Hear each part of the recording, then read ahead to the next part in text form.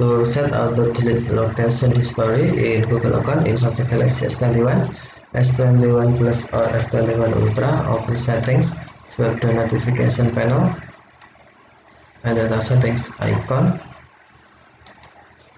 Scroll down settings screen, find accounts and backup, and then tap accounts and backup. Select manage accounts, and then select your Google account. Tap Google account again, and then select privacy and personalization. See the data in your Google account and choose what activity is saved. To personalize your Google experience, tap privacy and personalization, and then tap location history.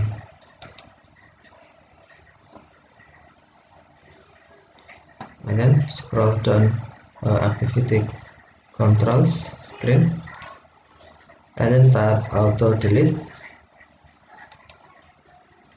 and then you can select auto delete activity other than and tap option 3 months or other option, or you can also select don't auto delete activity, and then tap next.